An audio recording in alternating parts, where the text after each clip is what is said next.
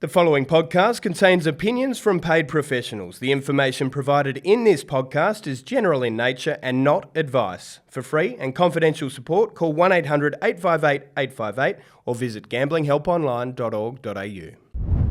So we think wrapping up what was a massive day at racing with the Everest, the King Charles III and the Caulfield Cup Ben Way to begin with, let's just touch on the vibe that we experienced at Randwick on Saturday. I had adrenal fatigue afterwards. It was unbelievable. It's called a hangover. Yeah. And well done for pushing on, because a few of us had the early exits and you stuck on, which was impressive.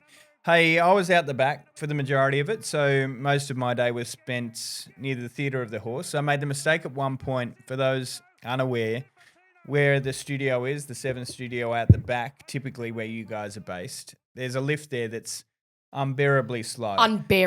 Insufferable it is. Above us is the winning owner's room, and there's a toilet up there, the closest toilet, but it's sometimes not worth the wait. So typically on a Saturday, I'll cut across the courtyard into general admin and go to the toilet across the side. Well, I did that on Big Saturday. mistake. Big mistake. What were you thinking? It is a jungle out The there. zoo. And they were all having an absolute ball. It was awesome. Absolutely awesome. And then out the front where you guys were, I mean, everyone's going to highlight the singing, which is fantastic. And it was. And I thought what you guys did really well on the coverage was kind of, sometimes we'll prioritise the broadcast over the atmosphere, whereas this was prioritising the atmosphere over the broadcast. And to pause for that song and give everyone at home that feel, I thought it did actually hit home to everyone. We'll have even more there. If they can make more space, we'll have more there next year. I did speak to Peter McGoran, who's the chairman of the ATC, at length on Friday about what they are planning to do in years to come.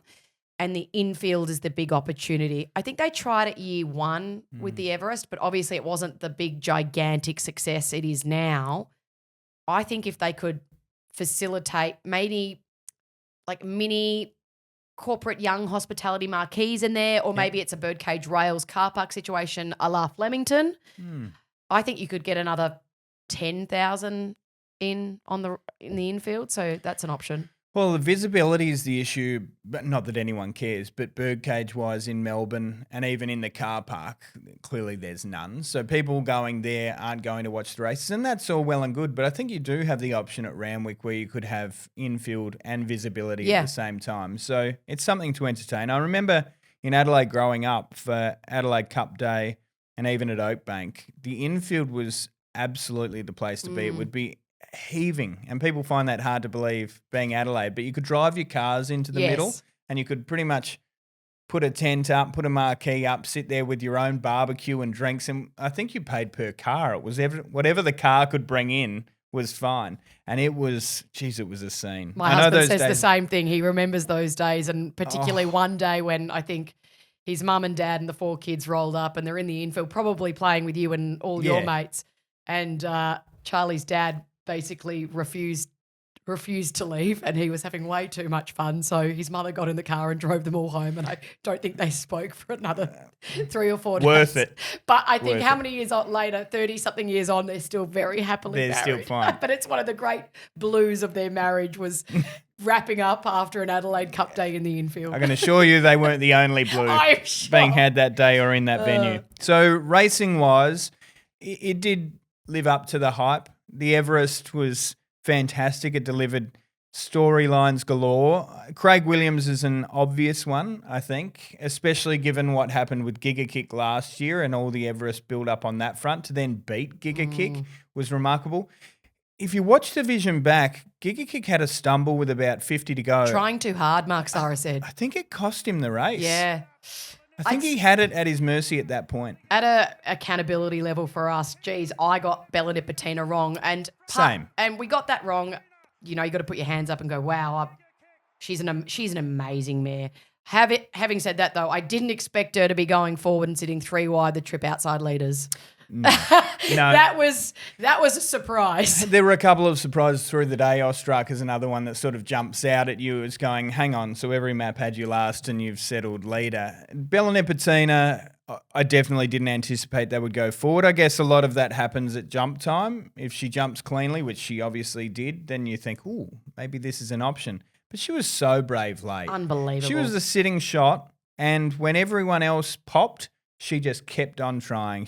We talked about her being a Group 1 player for so long, and probably the most consistent horse over the past 2 years at that level, at that distance, and she deserved it. She deserved it more than anyone else. I tipped Sunshine in Paris, who was a touch disappointing. I think the other talking point out of the race is probably Jolie Star, who was awesome in defeat, and I think should be closer to favourite in the Golden Eagle. So the Japanese horse, the shadow looms large, but that is just the best lead up to a Golden Eagle you could hope for. And she's a Group 1 winner over the mile. So Yeah. we know that when she gets to the 1,500 metres, she is going to be ultra effective. I actually don't think Sunshine in Paris was disappointing. She had to settle further back than Tommy would have liked. Maybe a pair. Yeah. A pair back. And I did think that might have really cost her. She finished 4th. So I think that cost her a placing in the end. She was still really gallant running on. She hit the line super hard.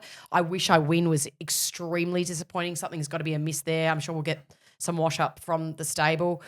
Storm Boy, I thought he was pretty brave, even though Where's he he finished at? 8th. But I don't know what they do with him. Do they still press on to a champions sprint or a Coolmore to try and get the Group 1? I think or do they just let it rest now? I think you're starting to impact his legacy is not the right word, but I think you're starting to impact his rep now. Yeah. Because let's not forget, he was a brute of a 2-year-old. He could be a fantastic stallion. He was, his times in those Magic Millions and other races were just ridiculous. So I think they can headline act him with that, and they've just got to kind of wipe their hands of the rest. It is a shame, but that's the risk you take. And what happens if he keeps pushing on and still 8th, still 9th. does nothing? And to be honest, if we came back in another preparation and he managed to pick up a Group 1, it kind of feels afterthought he Group 1 because he couldn't get the main ones you targeted. Yeah. I don't know. They'll smarter minds than me. And Giga Kick's the other one though, so you touched on him, but also I want to touch on Clayton Douglas. He knew exactly what he was doing with that horse. And we did say it. We thought, he's building to something. He was fat first up, a little less fat second up. And then in the yard on Saturday, he did look like a different horse. He had tightened up significantly. So he knows what he's doing and he knows that horse inside out. That was absolutely remarkable. And he was a little devastated, just a little forlorn afterwards going, we nearly got there. Yeah. Unbelievable stuff. He was fantastic for a year, Clayton Douglas, because he was happy to cop his medicine. He took more time than he felt was necessary. His build-up was slow, even though they weren't a shorter spot in the Everest. The owner did a great job to acquire that slot when maybe there were others ahead of him, and then he's been able to get in there and run the second best race of his life. Amazing training performance, hats off, and it was agonising, I will say. For Black Book at 7 p.m. Thursday night, Sky Thoroughbred Central, 50 was on Sunshine in Paris, 50 was on Giga Kick. Would have been a lovely little result, but that was the early crow for Behind the Gates, was that the old guard would stand up, and they did. It just wasn't the horse maybe I anticipated. But between Bella and Giga, they did a good job. And the youngsters will have to wait. Yeah, Growing Empire and Lady of Camelot were also brave. We'll move on. The King Charles III did prove to be a mouth-watering contest. And my goodness gracious me, the fallout from tactics employed early by Adam Hieronymus on Major Beale, who has done this in the past on Major Beale. He is a Derby winner over the 2,500 metres. Coming back to the 1,600 metres throughout this preparation, he doesn't have a sprint if it's a sit at the end of his races. So he had to go early with him. He's a front-running rider, front-running horse. But my God, it made it super interesting. And I thought it had added an extra element to the day that made it even more memorable. Yeah, I mean, on the allegation itself, to steam in there as an owner and allege improper riding to the stewards, who then have to follow it up and interview everyone involved, I thought was brazen, and maybe a touch overboard. That said, you have every right to feel aggrieved, and you have every right to ask the question if you thought something a little dodgy went on. You go back and watch the replay of the past 2 runs of Major Bill in the lead-up races over the same distance, and the same thing happened. One from barrier 4 and one I think was maybe barrier 8. But either way, they straight-lined it for a couple of 100 metres before cutting across the field. So from that aspect, it was case closed. Nothing to see here. Did Hippo deliberately undo the chances of Pride of Jenny? Yes, but I think he did it to enhance his chances. And I heard a few people say, oh, but Major Bill's ran second last. That horse was $151. So I'll listen to you maybe say that Major Bill could have finished closer with different tactics, but I don't know if I believe that, because they've made Jenny work. They're undoing what they consider their main rival to the race, undoing her chances. Pride of Jenny comes across, they have her back, and his horse isn't good enough to peel off her back and win, right? It ends up fading out, and she ultimately gets beaten. How would they prefer Major Bill have been ridden? I agree, because if he had led up the rest of the pack, and as I said, they had waited patiently for her speed to come back and then sprinted at the end. He doesn't have a turn of speed at the end of his races. So he would have been absolutely no chance of going with Chalwolf or Fangirl or any of those other My Oberon. He would have been no chance. Yeah. That's his style. That's his pattern. It's a 2,000 metre horse. Correct. So, yeah. And then say, for example, your problem is that they went straight for 400 metres instead of coming across. That's true, but it's a straight line. So you haven't actually run any further. He kept his line. Yeah. And then as soon as the turns come, they've cut that corner. We see jockeys adopt that tactic all the time from out wide. Now, I'm not saying he didn't have Pride of Jenny in the back of his mind. He said he was going to be cheeky. He was. He even said post-race, our tactics were to be cheeky, and we were. But Declan said it didn't impact them. So my question from Tony's end was, did Tony, do his dough on the punt, steam in there angry, or did he chat to Kieran? Did he chat to Declan? And did they assess and decide that something untoward had gone on? I can assure you it's not the latter. So just take a deep breath.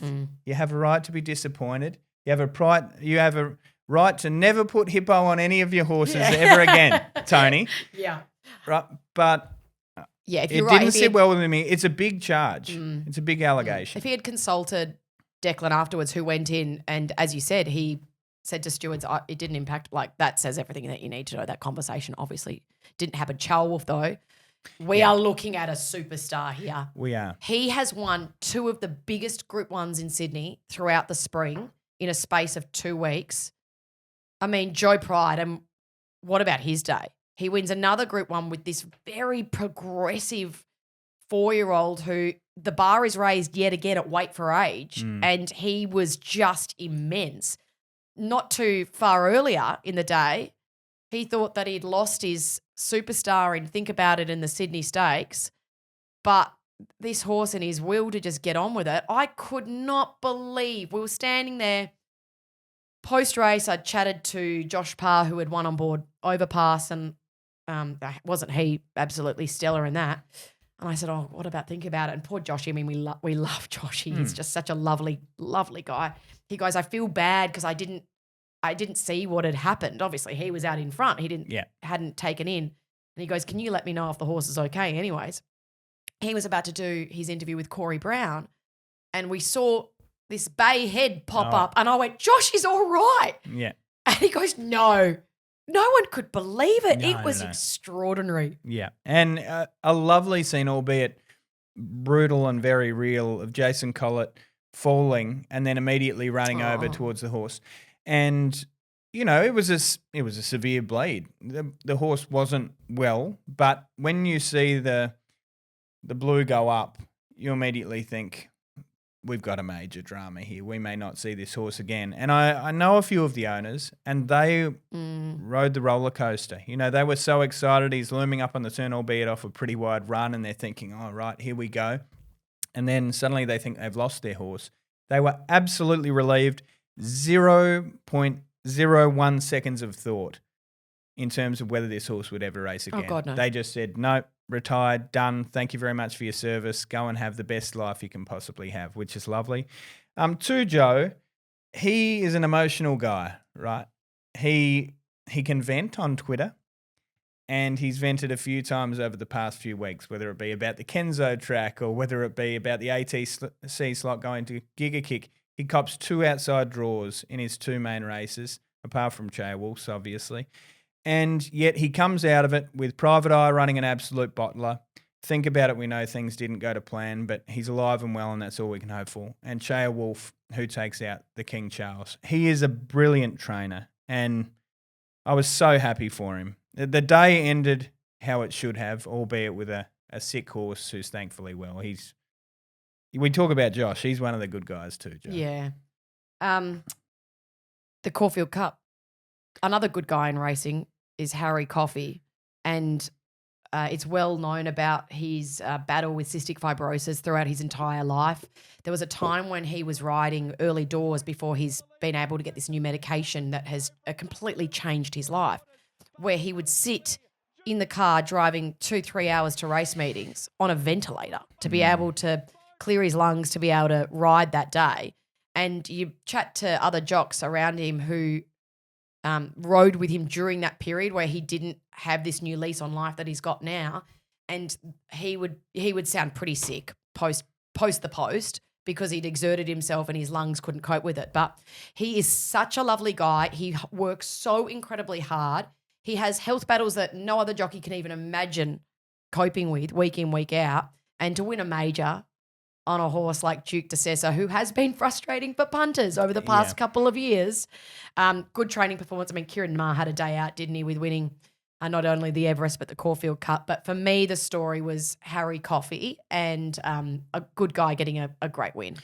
Absolutely. Beautiful story. And God, I felt for him in the post-race interview. I think some of the pony chats have been brilliant for what it's worth post-race. But his in particular, where he described... he said things like this don't happen to guys like me, and I've been a little bit of a, I don't know if he used the word joke, but he pretty much said like, I've been a bit of a running joke that I'm just, I fill the numbers and I'm not that guy, and I'm a country kid, and that to me, I just felt for him. I was like, I don't think that's the perception definitely not amongst the racing media. Oh my gosh, no. I definitely don't think it is amongst the racing public. Whether he thinks it is amongst his peers, that they think he was sort of a tier below and he would never get to that height, I'm not sure. But even if that's just internal dialogue, to be able to overcome that, there's got to be an element of self-doubt if you have those noises reverberating around your brain. To ultimately come out and win a Caulfield Cup, what a moment. And yeah, I love those stories. There was another story that really stuck with me, and that was off the back of the Kosciuszko. To hear the connections and the trainer being so emotional. That's why big days of racing are just so good. I agree. And I feel like during those days, particularly doing those post-race interviews, it's like it's a roller coaster of like up and down, and people being so excited and full of jubilation. And then obviously that's what David felt with Far Too Easy as well, who had placed twice in the Kosciuszko prior, but also had his own health battles and nearly died. But my God, it's a real up, down kind of 7-8 hours on track.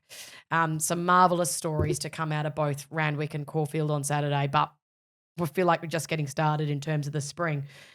This coming Saturday. Oh, it turns out there's a plate. Yeah. But yeah, there's more still to come.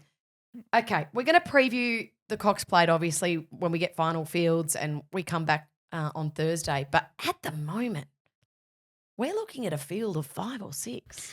We are. And normally I would say, oh, geez, that's not good enough. For a Cox Plate, I need more than 6 runners.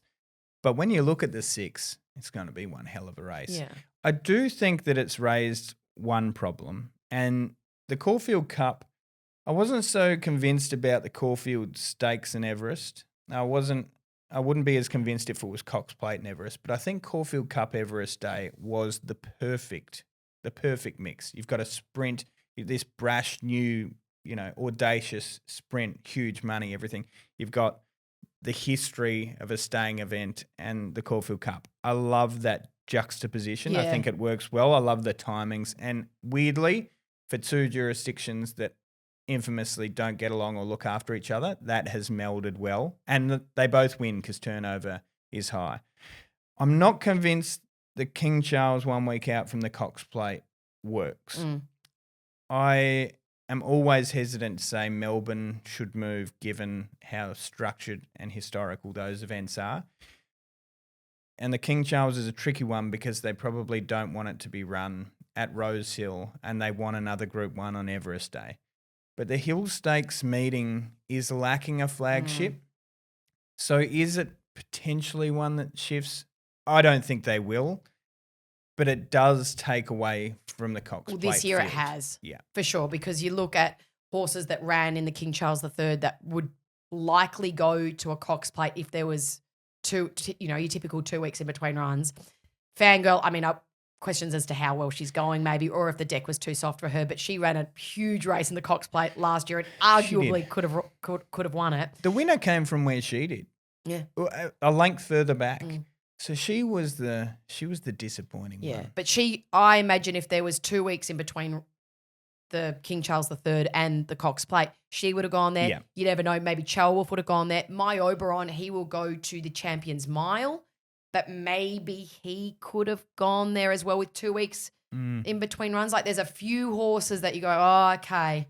What about your cup horses that have moved from, say, the Sydney stables to Melbourne stables, a horse like a Kovalika, or is there any chance? Kovalika is going to Moonee Valley Cup and Moonee then Valley going Cup. to the Melbourne Cup. Right, So okay. that's his plan of attack. Royal Patronage is still 50-50 at this point of time to be in the Cox Plate, but that's a 50-50 chance. Right. They were probably the two that were crossing my mind as maybes, but So Kovalika, he is Moonee Valley Cup and then Melbourne Cup. Joe Moreira booked to ride. yeah. So that's big. When we talked about it last week, and I said, how's the news on Kovalika? You said, I beg your pardon. I know. You were quite excited. Do you think Kovalika's a cup? I've loved him. The breeding says yes. Yes, and he's a Derby winner, so we know he will get the trip. But he's one of those, he's been one of mine. I think he's been one of yours as well. And you get to the point going, oh, maybe this is a master stroke and I should be back on, but It'd be one of the great. many times. It'd be one of the great trolling. One of the greatest bits of trolling you've By ever a seen. horse. Yeah, and trainer. Yes. For what it's worth. And I think there's still a chance with Via Sistina. If she doesn't win the Cox Plate, so at the moment, Cox Plate would likely prior to Jenny if she pulls up and backs up. Yeah. Question marks there still. I'll wait and hold my fire until probably Wednesday to dive in there. Prognosis, the Japanese superstar. Via Sistina, Mr. Brightside, and what's the other one? Docklands and Broadsiding. So they're the 6. But if Via Sistina didn't win but was rushing home late, I do think there is a chance she could still head to a Melbourne Cup 10 days later. Interesting. Yeah. Oh, I would love to see that. If we see the best of her on the weekend, she's going to be mighty tough to beat. I found it hard to believe that Jamie Carr had only had a couple of rides in a Cox Plate before, given the weight that she can ride at. But this is one worthy of, a quiet couple of weeks of food and drink, I reckon, because Broadsiding was a lovely lead-up run. Not everyone will be in love with it for the Cox Plate, but I thought it was picture perfect for what you would hope. I don't want to get into the map this early, but the map already concerns me there though, because she's we know if Jenny's there, Broadsiding, as we have learnt in the Caulfield Guineas, he's not going to go forward. I know, but look at the horses that can drag him into the race this time. Yeah. What about if you're on the back of, say, a Via Sistina or the Japanese horses bringing you in? It's not that there's a gap in quality or that it's a 4-horse field. I agree she's going to be mighty tough to beat. If the best POJ rocks up, she probably wins. But if you've got Mr. B and you've got Via Sistina and you've got the rest dragging you into it, he's going to get a lovely escort. This is the beauty of this time of year, right? So we have just wrapped up a mammoth day and now it's Monday. We don't even have final fields and we are dissecting the potential map for the WS Cox Plate. Well, we know our leader. That's why we can already dissect it. We'll wait to say, if she backs up. I hope she does. I do hope she backs up. Well, if she doesn't, it's going to raise the discussion over the King Charles placement even more.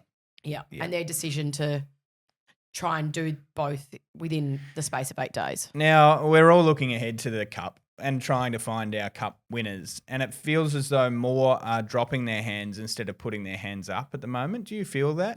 It's a war of attrition. It is. And Circle of Fire was one that I thought, right, we'll at least see it hitting the line, and I thought was disappointing, and probably again. So now you look back and maybe every run has been a touch disappointing this preparation for a horse that took all before it in the autumn and really looked the horse to beat.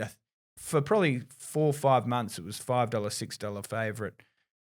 Maybe that was too short. It was definitely favourite for that period. Anyway, for that horse to not do anything, now my eyes turn towards a horse like Francesco Guardi on the weekend. That was favourite 2 years ago from Melbourne Cup and never pushed on through that campaign. Then had a hiccup, never came back last year, and now we're here. Do we see an improved performance? I don't know. Something of Chris or Kieran's is going to do it, and I can't afford for it to be Kovalika. No. So we need to find one. Oh my gosh, Kovalika. Like, I just keep coming back to it. Like, it would be the ultimate troll. For me at the Cup at the moment, I'm with Point King. I'm going to be in Point King's corner for the next couple of weeks. That says it all to me. The other race we'll be looking forward to, and again, we will preview this going forward, is the Spring Champion with eyes on Hen Lane, Swift Falcon, and El Costello. Yeah, well, we'll have to see where they're drawn and all that sort of stuff, and on Thursday we'll discuss it at length, but El Costello's win was fantastic. Another good ride for Josh Parr. He doesn't have a stack of rides, but his rides are good, and you know that he's going to do a good job on them, as he did with this horse the other day. I spoke to him for a total of 8 seconds the other day and said to him, well done on the weekend with El Costello. This was at the midweeks. And he said, just need 2 more from him now. And you could tell he was like, let's knock off this Spring Champion and maybe they may head south for something else. Yeah. So on the quick backup. 2 more. He said just get 2 it done. more. 2 more. Wow. Okay. Well, that's really interesting, isn't it? So, and that would be the natural path for most, do you think? I mean, if Henline runs well, you'd think they'd head to Melbourne. Maybe. Yeah. Swift Falcon, maybe not. No. We'll have to wait and see. Hey, great wrapping that all up. We got some right. We got Tanglewood running a good place in the Cosy, right? We got a lot wrong. We got a lot wrong. Yeah. Sunshine, wrong. Good run, but wrong. Front Page, wrong. Very short in its action the last 100. Yeah, really compounded. Yeah.